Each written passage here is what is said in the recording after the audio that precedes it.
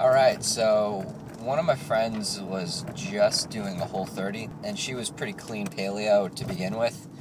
And the rest of the gym did theirs a couple months ago, and everybody was telling their great success stories of losing so much weight and feeling so much better and having all these ridiculous changes. And she was pretty clean eating to start, so she really didn't see any difference pre or post. Her weight stayed the same. She cited a lot more mental clarity. She cited a lot more, she just felt better, felt like she was performing better in the gym, things like that. And really, you kind of have to go into this with a little bit of expectation management, depending on who you are and what you've been doing.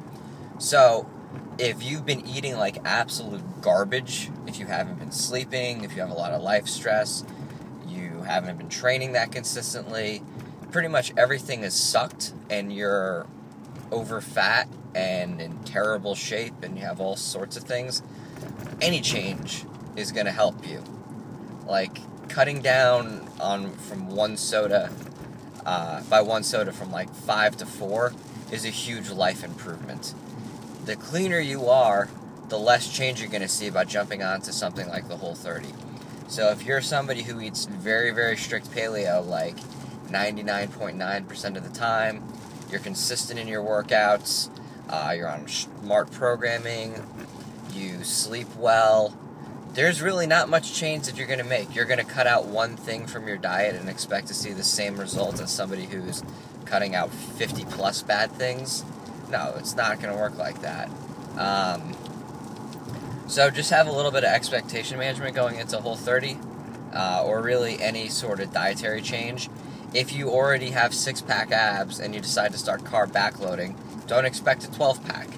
But if you're walking around with a kegerator underneath your shirt and you start doing any sort of dietary change, even if it's relatively small, since you have so much to lose or gain or whatever goal you're trying to achieve, since there is so much room for change, you are going to have a lot more change. And by the same token, if you're somebody who's already really fat and you go from 3 Twinkies a day to 4 Twinkies a day, you're probably not going to have the same bad effects. You're not going to feel as ill. You're not going to start losing or start gaining weight. You're not going to start feeling just like utter crap as somebody who's eating very clean and then introduces a single Twinkie. For you, or for whoever that's making the smaller change, the less dramatic shift in lifestyle, there's not going to be as much that happens. It's the same thing no matter what's going on. So, take that into consideration.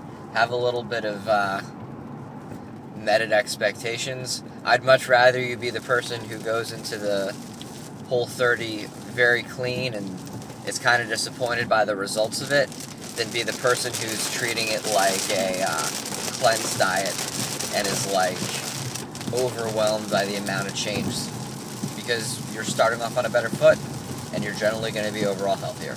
Alright.